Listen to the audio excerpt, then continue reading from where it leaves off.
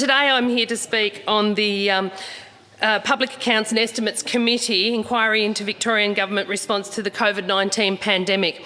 And I want to draw your attention to the minority report, 61 very important pages in the report.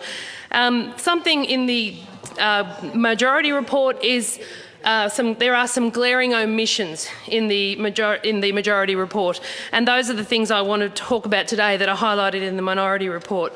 Firstly, I want to draw your attention to the fact that it has been very, very hard to remember. There's so much that happened in the 12 months that's just gone. But if you actually look at this report, it's chronologically put down the facts and the quotes of conversations that happened that undeniably demonstrate that there was clear knowledge that the hotel quarantine was not going to work because there was not the offer taken up. The offer was not taken up of the Australian Defence Force, and let's just go back and have a think about that. Here we were in the midst of the pandemic, where Australia called it a pandemic before the World Health Organisation. Our Prime Minister was on the front foot, and what he did next was what we have as our absolute best trump card, was shut the borders. As an island, that has been our advantage to be able to control the pandemic.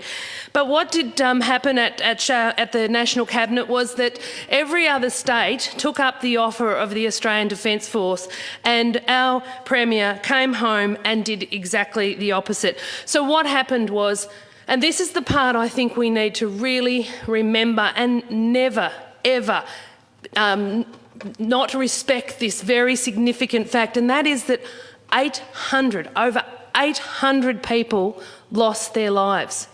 And why did that happen? Why did Victoria have such an incredibly bad result, huge amount more deaths than any other state?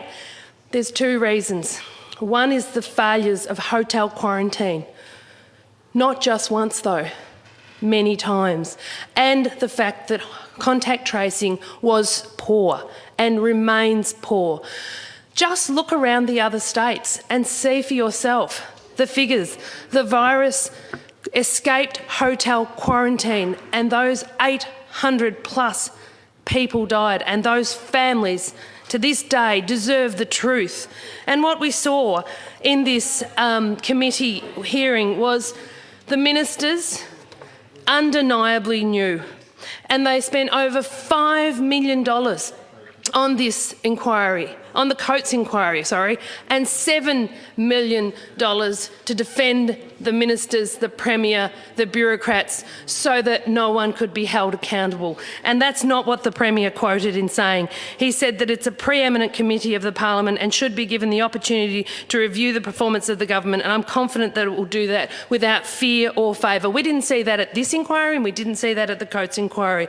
You know, in my day, when I was a young girl, we didn't swear in our household, and when my mum got really stressed in the city driving when we'd come down to visit my grandma, she would actually spell the word B-U-M because she wasn't allowed to say it, and neither was I. And I'm not allowed to say the word L-I-E in this place either, but maybe I can use mum's technique and spell it, because this is what it is. We know that, and we know that the community needs an answer.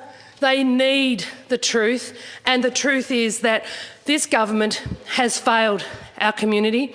They've failed us by keeping us safe and allowing hotel quarantine to break down and 800 plus deaths to occur.